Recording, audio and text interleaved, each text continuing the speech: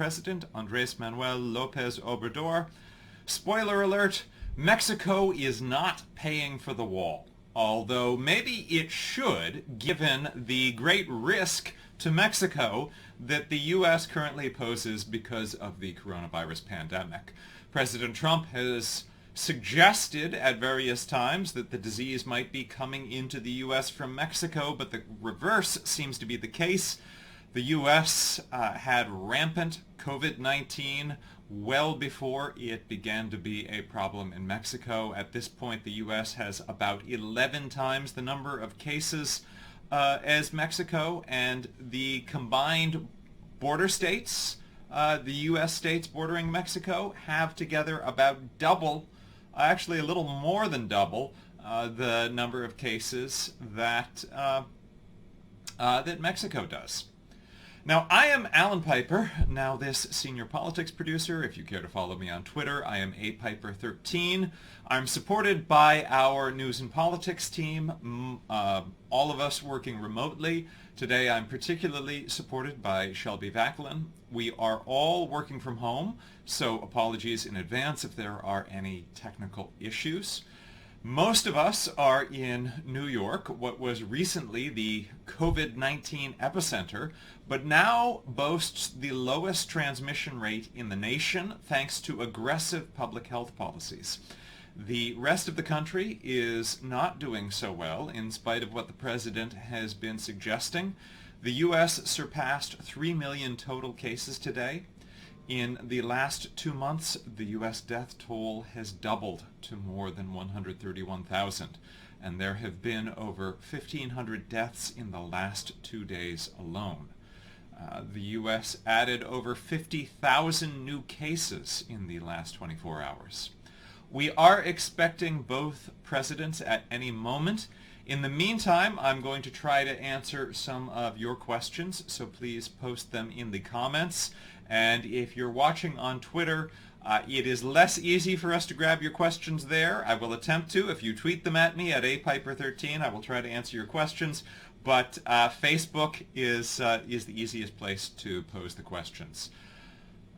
Now, Ryan asks, what authority does the government have in actually forcing schools to reopen even amidst surging cases of the disease and hospitalizations? And this is a great question. Governor Cuomo addressed it today. President Trump has repeatedly suggested that he has, in fact, he's used the phrase, the authority of the president is total. That is not the case. The 10th Amendment to the Constitution specifically grants the states those rights not specifically granted to the federal government or denied to the states in the Constitution. It is governors who are able to decide when schools can open. However, the president does have a lot of influence. Schools depend on federal funding. Schools are primarily funded through local property taxes, which is problematic because it means that in expensive neighborhoods the schools are better funded than in less wealthy neighborhoods. But that's another issue entirely. But school districts also receive federal funding, and the administration does have significant ability to make life more painful for schools in states that do not reopen their schools. The president has made an accusation without any evidence to back it up that states are choosing to keep their schools closed, not out of concern for the students, but out of a political desire by Democrats to make Trump look bad. This seems to be a misguided accusation. Not only is it crude and gross to imagine that governors would put children and their families at risk just to make the president look bad, even on a cold, calculated political standpoint, it doesn't make a lot of sense. Governors are not running against the president this fall. Those governors who face re-election this year or later are going to be facing their own constituents, and if their constituents feel that the governors have done a bad job by them, it's those constituents they will have to answer to. Amanda asks, I read that the U.S. government is ramping up manufacturing of vaccines and treatments which are currently being tested in hopes that they'll eventually be approved. Can you speak to that? And yes, the administration has announced what it is calling Operation Warp Speed. It is, while Warp Speed is something from science fiction, the administration is hoping to use science fact to accelerate the process of coming up with a vaccine.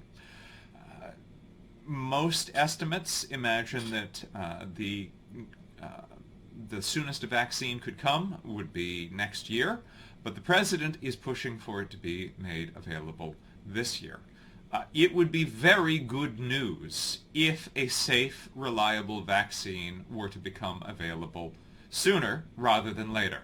Everyone wants that to happen. Now, it is unfortunate that the president fired the doctor, Rick Bright, who was responsible for leading the U.S. effort. But there are also concerns that the president, well, here is the president, so we will come back to this question, and let's hear what he and the president of Mexico have to say.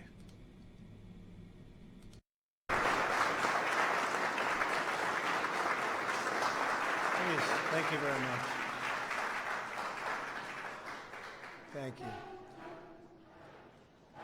This evening, we are honored to welcome President López Obrador, the entire Mexican delegation, and many distinguished guests to a White House working dinner. We've been working all day, and we'll be working for a little while longer, but it's an honor to have you in the White House. Tonight's gathering follows a productive day of meetings and concludes an exceptional visit in which we made tremendous strides on behalf of our countries. To your great president, I would just like to say that it's been a profound privilege to have you with us today, and it's a profound privilege to have you as my friend. We've had a great relationship right from the beginning, and I think that maybe was against all odds. A lot of people were betting against it, but they've learned not to bet against us, I suspect. I know they've learned that in Mexico. The people of Mexico and the United States are joined together by shared values, shared faith, and shared future on this beautiful continent. We're both proud sovereign nations built over generations by the sweat, sacrifice, and devotion of hardworking people who love their country and who give everything they have to create a better life for their beautiful children. It is worth mentioning, as the president praises the people of Mexico, that this is a man who launched his presidential campaign by saying that when Mexico sends its people, they're not sending their best, they're bringing drugs, they're bringing crime, they're rapists. In fact, this president has devoted much of his political capital to demonizing Mexico and its people. People have accomplished together over the span of many generations, and we embrace the incredible opportunities that lay ahead. We're each blessed with a vast land that touches both of the world's great oceans, extraordinary natural resources, and above all, we're blessed with some of the most spirited, adventurous, determined, and talented people on the face of the earth. It's all about the people.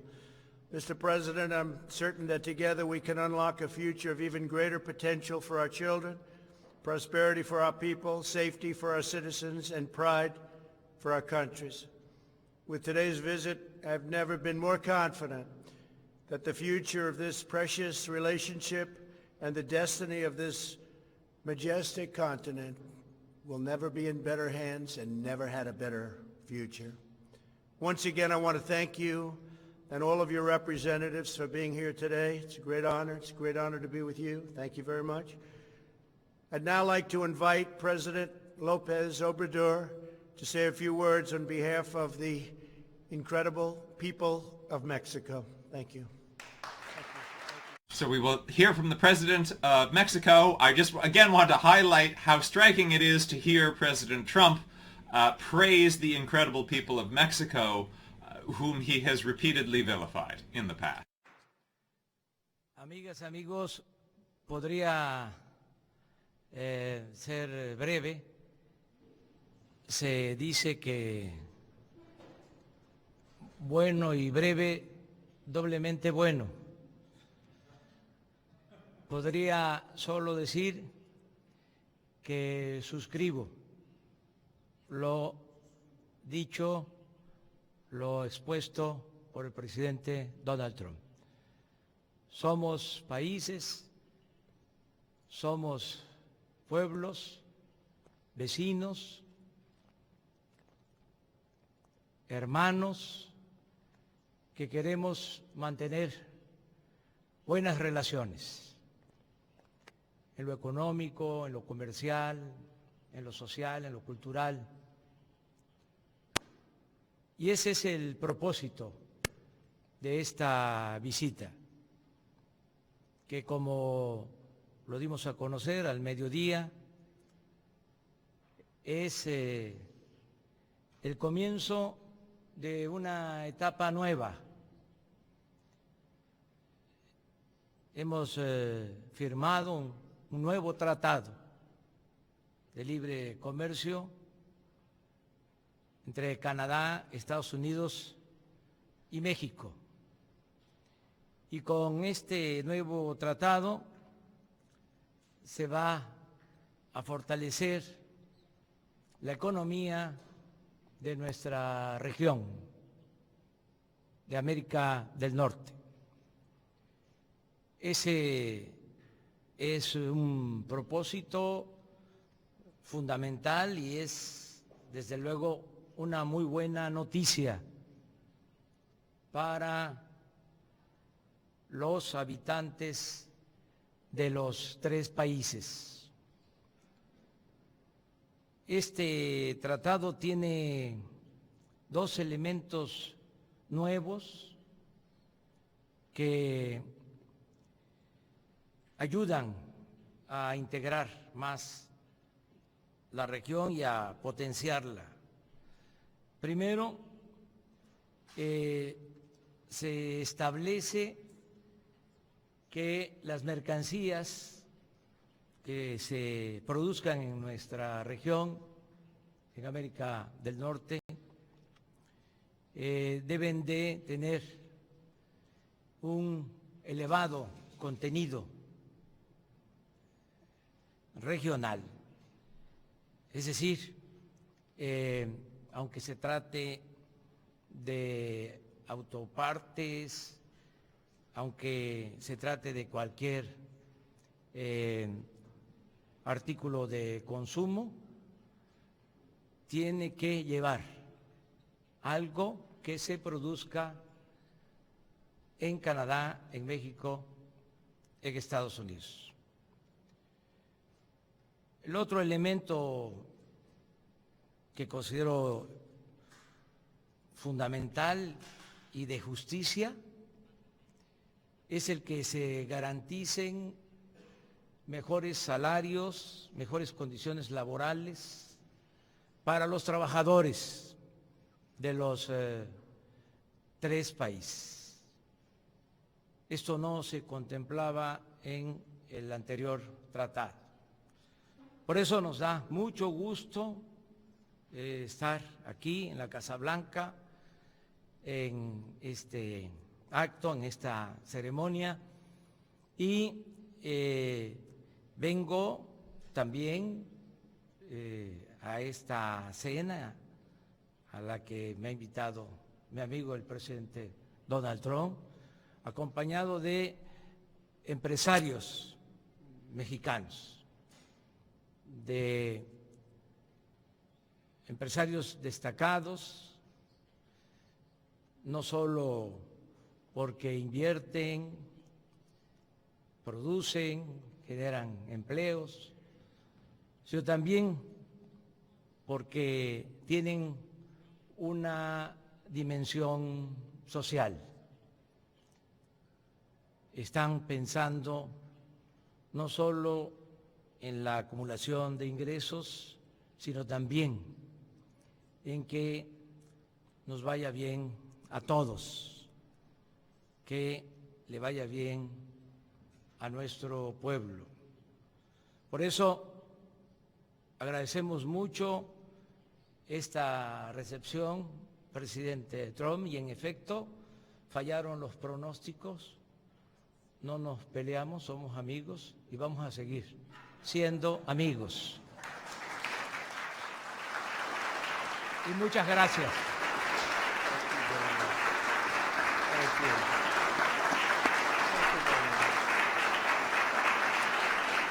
Thank you very much, everybody. Thank you very much. Mr. President, Dr. Birx says we don't know how COVID impacts children. How can you say it's safe to send them back to school? What is it about the CDC guidelines that you think go too far? Did you talk about immigration?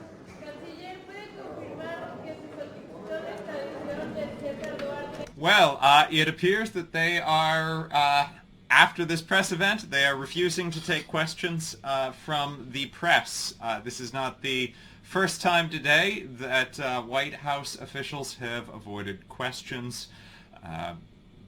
Press Secretary Kayleigh McEnany avoided some questions earlier today during her press briefing.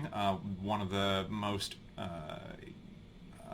insightful questions was posed by Brian Karem, who had asked if the president is urging students to return to school, if it's safe for them, why can't Paul Manafort return to serving his prison term if we are at a point where people can return safely to institutions? The president, according to our records, the president has not taken questions from press in about 2 weeks. This is a president who has frequently seemed to love to spar with the press. He is somewhat not feeling it so much as of late. So that wraps up that event. I am going to just finish answering a couple of the questions that were posted earlier. Amanda had asked about the speed of work on a vaccine, and there are two sides to, there are two elements to the fact of this Operation Warp Speed. It is very good for everyone if the U.S. does in fact arrive at developing a safe and effective vaccine as soon as possible. However, there are grave concerns that the president is prioritizing political expedience over the safe and effective part of that. The president has made official this week that he is withdrawing the U.S. from the World Health Organization. We are going it alone on developing a vaccine. We are not going to try to work with anybody else on it. And the president is promising that a vaccine is coming well before the end of the year, even though there does not seem to be scientific data to support that. Now, this is a president who has pushed the experimental drug hydroxychloroquine, saying that he began taking it himself because someone he had never heard of wrote him a letter suggesting that he should take it.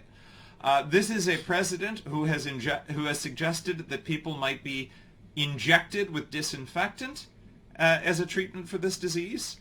And so there is a lot of concern that the president might push to have a vaccine given to people that might not be safe and might not be effective. And the president has talked about, he's compared it to the right to try. There is a strong movement to have people who are deathly ill, people with potentially fatal health conditions, take experimental drugs with, to use a phrase of the president's, with the mindset of, what do you have to lose? This person is dying anyway. Vaccines are typically given to healthy people, and for a vaccine to be effective in protecting the nation from a disease, it needs to be given widely throughout the nation. That is why it is essential that we know that it's safe before healthy people across the nation are given a vaccine. It has to be vetted with a greater degree of vetting than hydroxychloroquine has been. Amanda, that's your question. Robin asks, what's the latest on airborne transmission? And the answer is that more and more health experts agree that there is significant airborne transmission of COVID-19. And the World Health Organization has long said that airborne transmission of the virus is only most likely after they've said that it's just the droplets in the air that cause transmission. However, a group of 237 scientists from 32 countries, many of whom were World Health Org consultants, wrote an open letter to the organization calling on the organization to address the airborne transmission of the virus, claiming that there is enough evidence that viral particles floating in the air, the parts of the virus itself just in the air, not in droplets of spittle, that these particles in the air can cause infections. Airborne transmission is also a major issue in regards to reopening schools, as it would require strong ventilation, which most public schools do not have. And then Progressive Veterans asks, what should we as Americans do in hindsight to hold governors and other elected officials and appointed leaders accountable who violated their oaths of service by gaslighting and straight up lying to their constituents about the facts of this pandemic? There is really one best way that citizens can hold their elected representatives accountable, and that is if you do not believe that your elected representative is serving your interests, you should vote that person out. President Trump is on the ballot this fall, but so is all of the House of Representatives, a third of the Senate, and 11 governors, as well as many other state and local races. Make sure that you are registered to vote. Make a plan to vote. We don't know how this disease is going to impact voting. President Trump has made it clear that he opposes voting by mail, which would seem to be the safest, surest way of protecting the right of citizens to vote while also protecting their health. Figure out how you are going to vote. Find out where your polling location is. It is not too early to think about this. Find out if you are eligible to vote by mail, to vote absentee. Decide how you are going to vote and make a plan now. Make sure you are registered. Now, that's it for today. The U.S. has crossed yet another sobering threshold of 3 million cases. The U.S. has now had more than 131,000 deaths. There's a video that I recorded at the beginning of May about the timeline of President Trump's response to this disease. The facts about the timeline, because he seems to try to rewrite the timeline. And when I recorded it in May, I was shocked, I was horrified, I was overwhelmed to have to say the words that 65,000 Americans had died. I almost couldn't get the words out. And 2 months later, that number has doubled. We are seeing a huge surge in many states, particularly southern states, that are seeing record numbers of cases. We have had 10,000 new case days in Texas and Florida this week. In Florida, 83% of ICU beds are already full. The New York Times just released a new article about hospitals yet again facing shortages of medical supplies, of personal protective equipment, which is especially shocking now because in March, we were complaining about the fact that even though the president knew at least as early as January about the threat of this disease, that in March adequate steps had not been taken to assure that there would be sufficient PPE. Now we're in July, and we still have not taken the steps to make sure that our hospitals will have the gear they need. Florida and Texas have both ordered their schools to reopen. I believe in Florida that has many schools opening as early as next month, even as those states are becoming the highest hotspots of coronavirus in the nation. The president continues to falsely claim that we are only seeing more cases because of the large number of tests that we're doing. But that isn't how it works. If we were seeing control of the disease, the nation's tests would look like New York's tests. New York is doing more tests than any other state in the country.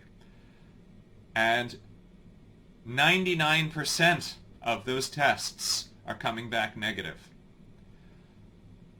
Currently, the U.S. average for the past week is that 8% of tests have come back positive.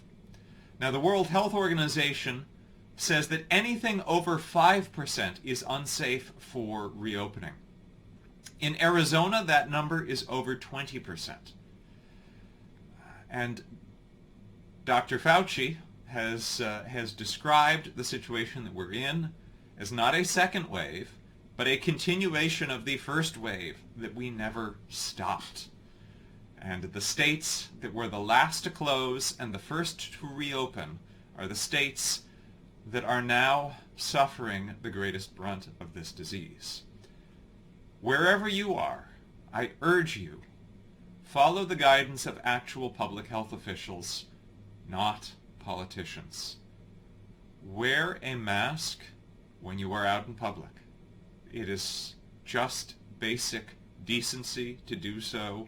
It is the bare minimum that you can do to protect yourself and to protect your community. Be safe, be responsible, take care of yourself, take care of your family, and make sure that the people you love know how much you love them. We at NowThis are going to continue to try to give you the best information that is available. Thank you for tuning in. My name is Alan Piper. I am the senior politics producer. I had support tonight from Shelby Vaculin. Please stay safe.